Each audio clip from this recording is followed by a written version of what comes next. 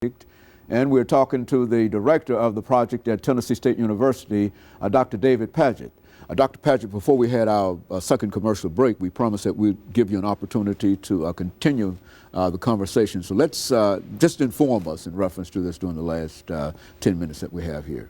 Okay, well, in late last 2008, the May family and their developer came to me and asked that there be a research component as part of this project, and they wanted to involve students. And so, again, we negotiated a research project. I hired 6 students that I call the Maytown scholars. Christopher Norwood, a biology major graduate student, Nakiah Young. Nakiah Young actually was the first African-American planner in Rutherford County. Katasia Jordan, who's at graduate school at UT Austin, and 3 other students. And so their mission was to take the data that we collected from a variety of sources, including spatial information, using geographic information systems, to look at the area, map the area, and look at the communities that will be impacted by Maytown Center. And so after we analyzed these communities, we came up with 3 primary, what we call stakeholder groups.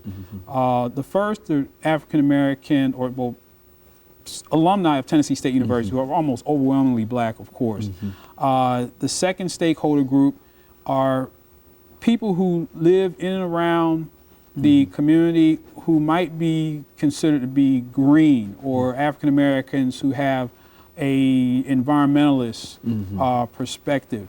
And then the third group are business owners, the people who have business interests. So those are 3 stakeholder groups that we're looking at most closely to see, where they might weigh in on this project.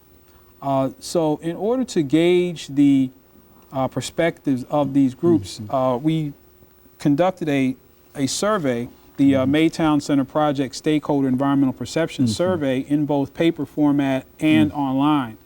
And so we've been getting feedback from these surveys, and what we found thus far is very interesting.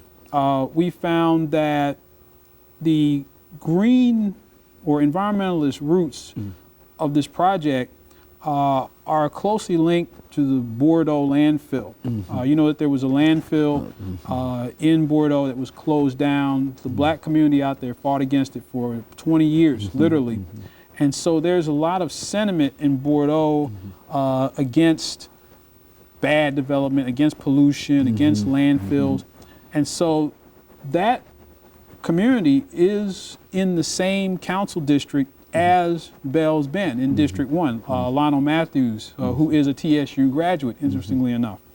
And so we've had some people from that cohort who are also TSU graduates. So some of these stakeholder groups cross over, who are surprisingly against the project because of its negative environmental impacts.